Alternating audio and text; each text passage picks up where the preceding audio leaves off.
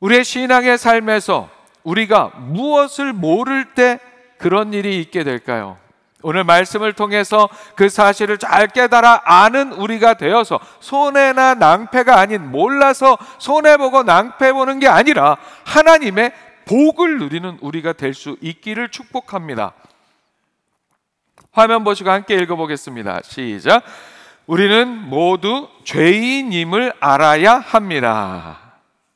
성경을 통한 생명의 소식, 구원의 소식, 사랑의 소식은 일회적인 소식이 아니라 우리의 일상의 삶에서 매일 우리가 반복하여 듣고 깨닫고 알아야 하는 소식들입니다. 성경을 통해서 하루하루 살아계신 하나님께서 우리에게 우리가 알아야 할 이야기들을 계속해서 이야기해 주시기 때문입니다.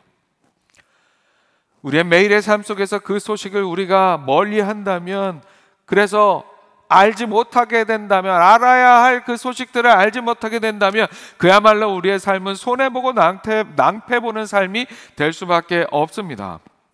오늘 우리가 만나는 본문 속에 그렇게 우리가 알아야 할, 우리의 일상의 삶 속에서 깨닫고 알아야 할 중요한 이야기의 한 부분, 그 핵심적인 이야기가 담겨 있습니다. 그렇게 오늘 본문에 담겨 있는, 우리가 손해보거나 낭패보지 않는 복을 누리는 생명의 삶이 되기 위해서 우리가 반드시 알아야 하는 것, 첫 번째가 바로 우리가 죄인이라는 사실입니다. 내가 죄인이라는 사실이에요. 이 땅을 살아가는 많은 사람들이, 우리 신앙인들을 포함해서 많은 사람들이 의인병에 걸려 있는 것을 보게 됩니다. 의인병. 의인병이란 무엇입니까? 의인이 아님에도 불구하고 스스로 의인인 척하는 사람이 의인병에 걸린 사람입니다. 세상에는 많은 종류의 인생들이 있어요. 세상 철학이 이야기하는 인생의 종류가 있습니다. 영국의 철학자이자 정치가 근대 철학의 개척자로 평가받는 프랜시스 베이컨, 이 사람은 이런 말을 남겼어요. 세상에는 크게 세 종류의 사람이 있다. 첫째는 있어서는 안 될 사람, 둘째는 있으나 마나한 사람, 셋째는 꼭 있어야 할 사람. 이 잘하는 이야기를 그 유명한 철학자 베이컨이 한 거야? 이제 아시게 됐죠? 또 있어요. 불세출의 천재라고 평가받는 그 유명한 작품 모나리자의 작가인 레오나르도 다빈치, 이 사람은 세상의 다양한 사람을 이렇게 세 유형으로 나눕니다. 첫째는 보려는 사람, 둘째는 보여주는 사람, 셋째는 보여줘도 안 보는 사람. 사랑하는 여러분, 여러분은 방금 말씀드린 이 종류의 인생들 중에 어디에 포함되어 있으십니까? 나는 꼭 있어야 할 사람입니까? 있으나 마나한 사람입니까? 혹은 있어서는 안 될 사람이 되어 있는 건 아닙니까? 보려는 사람입니까? 보여주는 사람입니까? 보여줘도 안 보는 사람입니까? 사랑하는 여러분, 세상의 철학이 이야기하는 인생의 종류가 여러 가지가 있어요. 거기서도 교훈을 얻고 우리가 어떤 삶을 살아가야 할지 생각해보는 일이 가치가 있습니다. 하지만 우리는 가장 근본적으로 성경이, 우리의 삶의 기준이 되는 성경이 우리 인생을 어떻게 구분하는지를 잘 알고 내가 어디에 속해야 할지를 잘 판단하고 선택하는 우리의 삶이 될 수 있어야 합니다. 성경이 이야기하는 우리 인생은 딱 두 가지 종류로 구분이 됩니다. 어떻게 구분이 될까요? 이전에 말씀드린 적이 있는데 기억하세요? 딱 두 종류의 인생이 성경 안에 등장합니다. 성경이 정의하는 두 종류의 인생, 무엇입니까? 의인과 죄인? 쉽게 그렇게 생각할 수 있어요. 하지만 아니에요. 아닙니다. 성경이 정의하는 두 종류의 인생은 바로 이런 인생입니다. 자신이 죄인임을 자각하고 인정하는 죄인, 그리고 또 하나는 자신이 죄인임을 자각하지도 인정하지도 알지도 못하는 죄인입니다. 누가복음 18장에 보면 예수님께서 주신 비유의 말씀에 이 두 종류의 인생이 명확하게 등장하고 있어요. 하나는 자기를 의롭다고 믿는 사람들, 하나님 앞에 기도하며 자신의 의로움을 자랑하는 바리새인들입니다. 또 한 종류의 인생은 그 바리새인들이 멸시하는 세리, 하나님 앞에 기도하면서 멀찍이 서서 감히 하늘을 바라보지도 못하고 가슴을 치며 하나님께 나를 불쌍히 여겨달라고, 나는 죄인이라고 고백하는 세리입니다. 바리새인이나 세리나 죄인인 것 마찬가지인데, 한 인생은 자신이 죄인인 걸 모르는 인생이고, 한 인생은 자신이 죄인임을 고백하는 인생입니다. 사랑하는 여러분, 오늘 우리의 삶은 이 두 종류의 인생 중에 어디에 속해 있습니까? 우리는 분명히 알아야 합니다. 우리는 모두 너나 할 것 없이 다 죄인이라는 우리의 그 실존을 잘 알아야 합니다. 그 사실을 정말 우리는 잘 알아야 해요. 그 사실을 알지 못하면 우리에게 어떤 미래도 없습니다. 그 사실을 아는 것으로부터 우리에게 생명의 가능성이 임하게 됩니다. 오늘 우리가 함께 읽은 본문의 말씀은 로마서의 앞전에 7장의 말씀을 핵심적으로 정리하고 8장의 말씀을 이어주는 브릿지가 되는 말씀이에요. 그만큼 7장과 8장을 잇는 핵심의 말씀이 담겨진 본문이라는 것입니다. 그 중에 첫 번째 절에서 이렇게 얘기하고 있죠. 그러므로 이제 그리스도 예수 안에 있는 자에게는 결코 정죄함이 없나니. 자, 이 구절을 통해서 사도 바울은 정죄함이라는 단어를 쓰고 있습니다. 정죄함. 이제 그리스도 예수 안에 있는 자에게는 결코 정죄함이 없다고 선언합니다. 이 선언은 참으로 놀라운 선언입니다. 그러나 이 놀라운 선언은 나 자신이 정죄함의 대상이라는 사실을 잘 아는 사람에게만 유효한 놀라운 소식입니다. 이 놀라운 선언을 시작하면서 사도 바울은 그러므로라고 표현하고 있어요. 그러므로 이제 그리스도 예수 안에 있는 자에게는 결코 정죄함이 없나니. 그러므로. 자, 그러므로라고 한다면 그 앞에는, 그러므로 뒤에 나오는 이 선언의 이유가 되는 이야기가 있어야 합니다. 자, 그 이전에 나오는 사도 바울의 자신의 삶에 대한 중요한 고백, 아주 유명한 고백이 있는데 바로 이 말씀입니다. 오호라, 나는 공고한 사람이로다. 이 사망의 몸에서 누가 나를 건져내랴. 로마서 7장에서 사도 바울은 율법이 죄를 해결해 줄 수 없고 오히려 자신의 죄에 대한 연약함을 드러낸다고 말씀하고 있어요. 또한 자신 안에 있는 죄의 법이 자신을 사망으로 끌고 가는 상황에 대한 자신의 무력함을 절실하게 고백합니다. 바울은 선을 행하기 원해도 죄를 이기지 못하는 자신의 상태를 방금 함께 읽은 그 고백을 통해 드러냅니다. 오호라, 나는 공고한 사람이로다. 이 사망의 몸에서 누가 나를 건져내랴. 사랑하는 여러분, 이러한 절규에서부터 소망이 생겨납니다. 우리가 아프면 우리가 아프다는 사실을 먼저 알고 인정해야 거기서부터 치료가 시작될 수 있어요. 이 절규 속에서 사도 바울은 예수 그리스도만이 자신의 사망의 몸에서 구원하실 유일한 길임을 고백합니다. 자신의 스스로 죄의 문제를 해결할 수 없는 인생이기 때문에 예수 그리스도가 참으로 필요하다는 것을 고백하는 거예요. 그래서 오늘 본문의 8장 첫 부분에 그러므로 라는 접속사로 말씀이 시작이 되고 있는 거예요. 사랑하는 여러분, 우리는 우리가 죄인이라는 사실을 반드시 알아야 합니다. 오늘 회개하고 내일을 살아가는 나는 이제는 의인이야 라고만 생각하면 안 돼요. 매일매일의 삶 속에서 나는 여전히 죄인이라는 사실을 반드시 알아야 합니다. 그래서 매일의 삶 속에서 나의 죄악된 삶의 모습을 돌아보고 회개해야 합니다. 어제 씻었으니까 나는 오늘 안 씻을 거야 하는 삶이 돼서는 안 됩니다.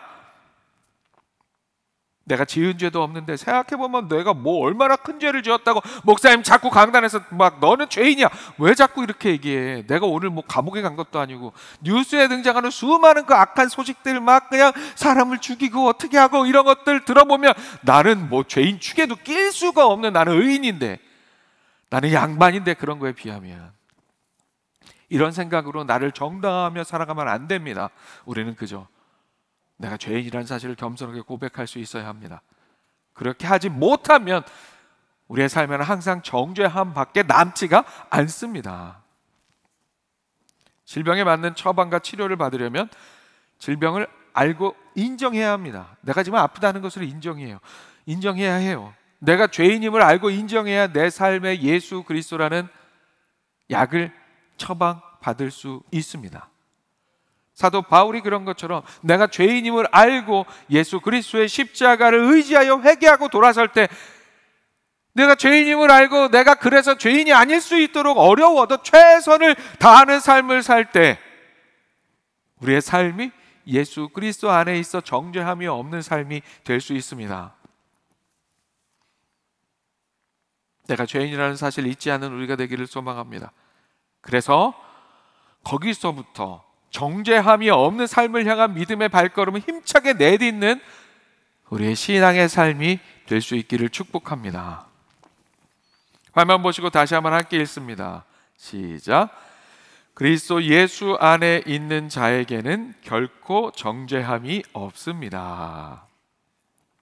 오늘 본문에 담겨 있는 우리가 손해보거나 낭패보지 않고 복을 누리는 생명의 삶이 되기 위해 우리가 반드시 알아야 하는 첫 번째가, 우리가 살펴본 것처럼 우리가 죄인이라는 사실이에요.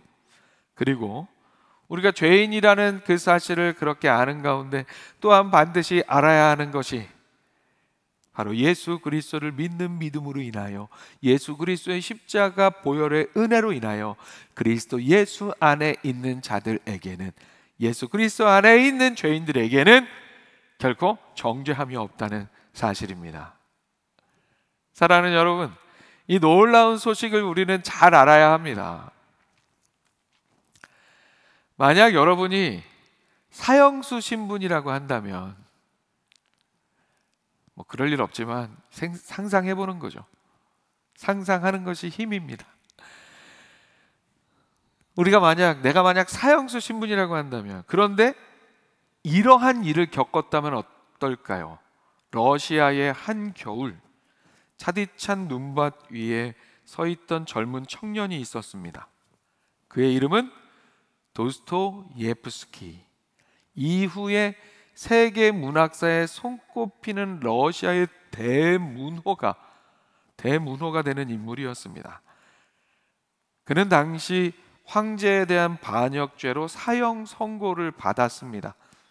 그날 아침 그는 동료들과 함께 광장으로 끌려 나왔습니다. 총살대 앞에 세워진 그는 삶의 마지막 순간을 맞이하며 자신의 삶을 곱씹고 눈물을 흘립니다. 차가운 총구가 그를 향해 겨누어지고 사관이 발포 명령을 내리려던 찰나, 멀리서 한 사람이 말을 타고 광장으로 뛰어오며 외칩니다. 집행 중지! 사형 집행은 멈춰졌습니다. 러시아 황제 니콜라이 1세가 그의 사형을 취소했기 때문이었습니다.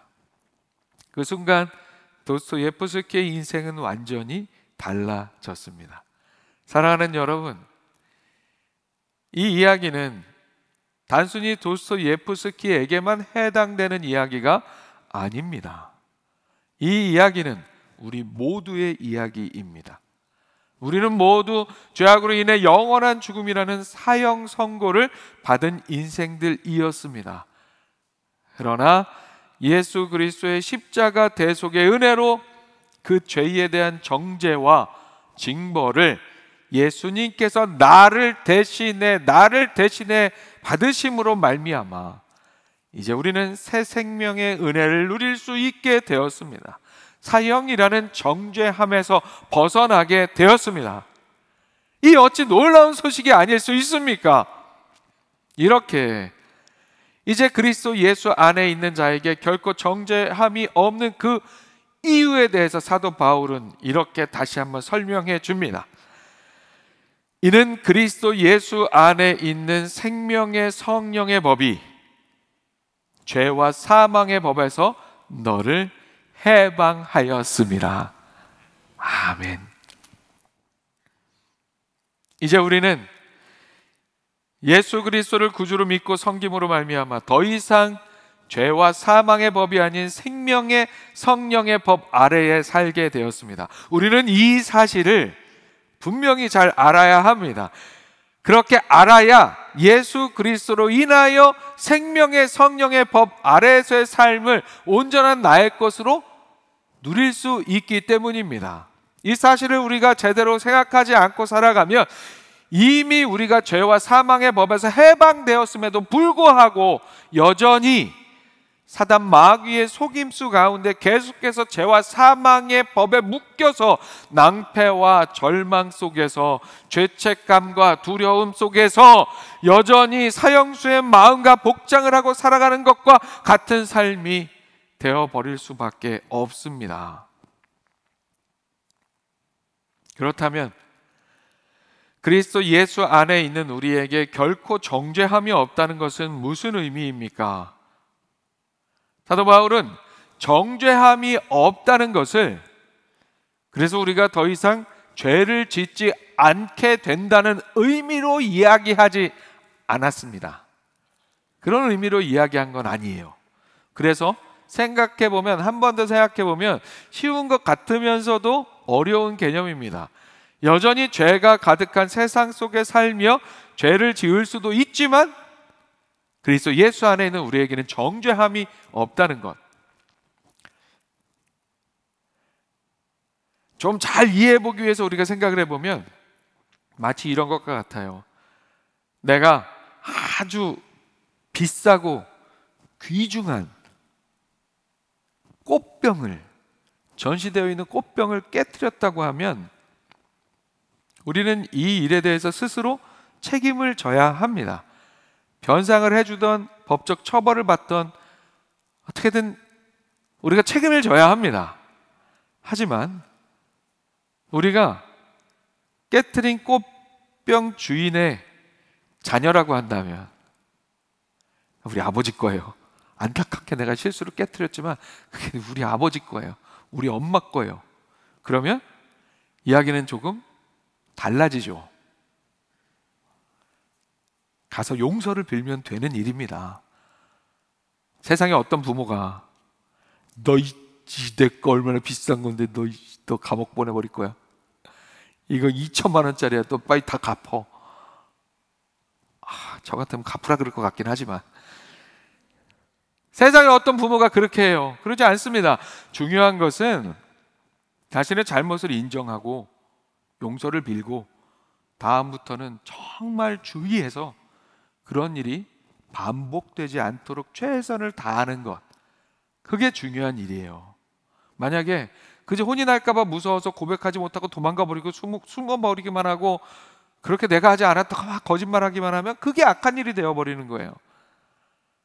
하나님께서는 우리의 죄를 우리가 스스로 해결할 수 없기 때문에 우리의 죄를 직접 해결해 주시기로 결심하셨고 이 땅에 당신의 아들의 모습으로 독생자로 이 땅에 직접 오셔서 십자가에서 죽으심으로 우리의 죄의 대가를 직접 대신하여 치루어 주셨습니다. 그리고 그 사실을 믿는 십자가의 대속의 은혜를 믿는 자들을 하나님의 자녀로 삼아 주셨습니다. 우리가 깨트린 꽃병의 주인이 우리의 아버지가 되셨다는 거예요. 그래서 우리에게는 더 이상 정죄함이 없습니다. 그 은혜에 대해서 오늘 본문 이렇게 이어서 말씀합니다. 율법이 육신으로 말미암아 연약하여 할 수 없는 그것을, 율법이 육신으로 말미암아 연약하여 할 수 없는 그것을 하나님은 하시나니 곧 죄로 말미암아 자기 아들을 죄 있는 육신의 모양으로 보내어 육신의 죄를 정하사 육신을 따르지 않고 그 영을 따라 행하는 우리에게 율법의 요구가 이루어지게 하려 하심이니라. 아멘. 예수 그리스도께서 율법의 요구를 다 이루셨습니다.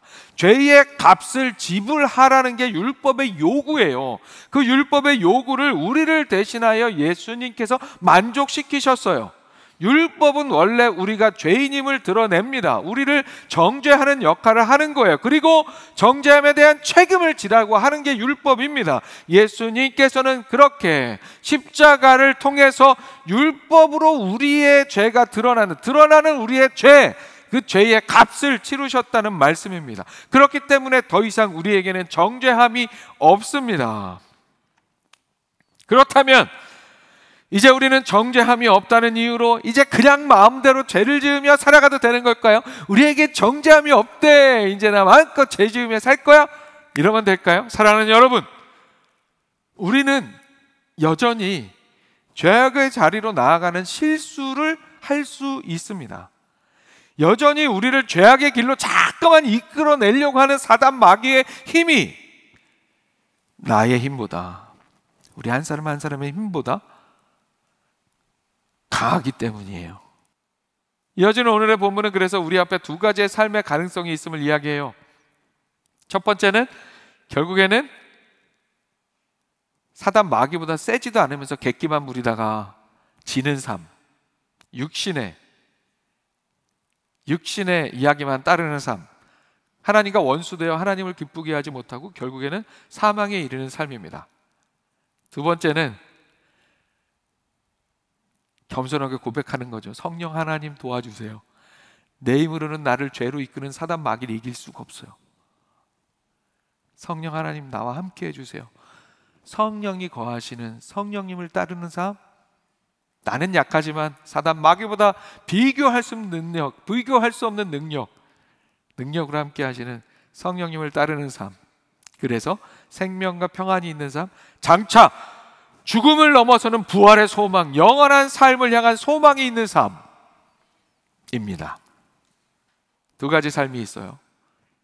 성령과 함께하는 삶, 육신을 따르는 삶. 사랑하는 여러분, 어떤 삶을 사시겠습니까? 실상 우리가 예수 그리스도를 우리의 구주로 고백하는 삶을 살아가는 자체가 성령님께서 함께 하시기 때문에 가능한 일이에요. 그래서 우리가 예수 그리스도를 구주로 고백한다면 우리 안에 성령님이 계시는 것이고, 그것이 바로 우리가 구원받은 인생, 이제 정죄함이 없는 인생의 출발점이 되는 것이고, 그런 삶이 맺어지는 성령의 열매를 통해 확증이 되어지는 거예요. 우리는 성령님의 도우심을 힘입어서 계속해서 우리의 일상의 삶 속에서 성령님께서 거하시기에 합당한 삶의 모습이 되기 위해 최선을 다할 수 있어야 합니다.